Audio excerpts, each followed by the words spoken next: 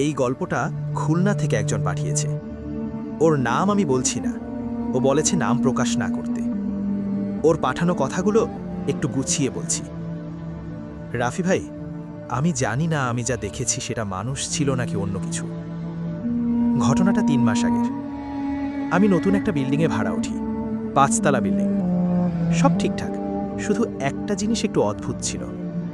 ছাদে ওঠার সিঁড়ির শেষে একটা ছোট লোহার দরজা, সবসময় তালা মারা থাকে। বাড়ির দারোয়ানকে জিজ্ঞেস করলে বলে ওই দরজা খোলা হয় না, পুরান জিনিসপত্র আছে। কিন্তু সমস্যা হলো, প্রতি রাত ২টোর দিকে ওই দরজার ওপাশ থেকে শব্দ আসত। টুপ টাপ, কখনো ধীরে হাঁটার মতো শব্দ, কখনো মনে হতো কেউ নখ দিয়ে দরজা আঁচড়াচ্ছে। প্রথমে আমি ভাবছিলাম বিড়াল হবে, কিন্তু এক রাতে ব্যাপারটা অন্যরকম হলো। সেদিন আমি বই খুলে পড়ছিলাম, হঠাৎ বিদ্যুৎ চলে গেল। মোবাইলের আলো জ্বালিয়ে জানালার পাশে দাঁড়াতেই দেখি ছাদের রেলিংয়ের কাছে একটা অবয়ব দাঁড়িয়ে। পুরো অন্ধকার, কিন্তু বোঝা যাচ্ছে কেউ দাঁড়িয়ে আছে। আমি ভাবি হয়তো অন্য ফ্ল্যাটের কেউ, কিন্তু ২ মিনিট পর আমার মোবাইলে একটা মেসেজ আসে, আননোন নাম্বার। মেসেজে লেখা, ওপরে আয়। আমি ভাবি কেউ মজা করছে, কিন্তু আবার মেসেজ আসে, আমি একা। আমার শরীর ঠান্ডা হয়ে যায়, কারণ তখন রাত ঠিক ২টো।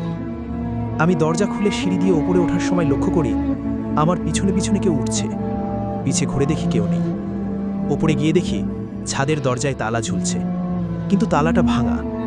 দরজাটা অল্প খোলা, ভেতর থেকে ঠান্ডা বাতাস আসছে। একটা গন্ধ, পুরনো স্যাঁতসেঁতে, আমার নাকে আসলো। আমি মোবাইলের আলো ভেতরে ফেলতেই দেখি ছোট ঘর, ধুলোয় ভরা। এক কোণে পুরনো একটা চেয়ারটা দুলছে। আমি ভেবেছি বাতাসে নড়ছে, কিন্তু দরজার ভেতরে বাতাস ঢোকার মতো কোনো জানালা নেই। হঠাৎ আমার মোবাইল আবার ভাইব্রেট করে, মেসেজ, পিছনে তাকাস না। আমার বুক ভয়ে ধরফর করতে শুরু করলো, কারণ আমি তখনও ভেতরে তাকিয়ে দাঁড়িয়ে আছি। ধীরে ধীরে আমি বুঝতে পারি আমার পেছনে কারো শ্বাসের শব্দ, গরম শ্বাস আমার কানের কাছে। আমি জমে যাই ভয়ে, নড়তে পারছি না। হঠাৎ কানে ফিসফিস, তুই দেরি করে ফেললি। আমি ঘুরে তাকাই, কেউ নেই, কিন্তু ছাদের রেলিংয়ের ওপরে একটা মেয়ে দাঁড়িয়ে, চুল মুখ ঢেকে আছে, এক পা বাইরে ঝুলছে। আমি চিৎকার করতে যাচ্ছিলাম, ঠিক তখন মেয়েটা মাথা তুলল। মুখ নেই, চোখ নেই, শুধু ফাঁকা কালো গর্ত। তারপর সে ধীরে ধীরে পিছনে হেলে পড়ে যায় ৫তলা থেকে নিচে। আমি দৌড়ে রেলিংয়ের কাছে যাই, নিচে তাকাই, কিছুই নেই, কোনো শব্দ হয়নি। কেউ পড়ে গেলে যেমন শব্দ হয় তেমন কিছুই না। আমি পেছনে ফিরতেই দেখি লোহার দরজাটা আবার বন্ধ, তালা আগের মতোই ঝুলছে। ঠিক তখন ওর ফোনে শেষ মেসেজ আসে, এবার তুই থাক। তারপর ফোন বন্ধ। আমি অজ্ঞান হয়ে যাই। সকালে দারোয়ান পানি ঢেলে জাগায়। আমি ছাদে পড়েছিলাম। দারোয়ান বলে, ভাই, ওই দরজার সামনে যায়েন না, আগের ভাড়াটিয়াও রাতে উঠে গেছিল, সকালে নিচে পাইছিলাম। আমি বললাম, ৫তলা থেকে পড়ে? দারোয়ান কিছু বলল না। আমি এখন আর ওই বাসায় থাকি না, কিন্তু সমস্যা অন্য জায়গায়। প্রতি রাত ২টোয় আমার ফোনে এখন একটা নোটিফিকেশন আসে, আননোন নাম্বার।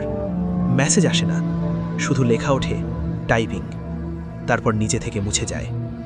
রাফি ভাই, আমি ভয় পাই না এখন, কারণ আমার অভ্যাস হয়ে গেছে এখন।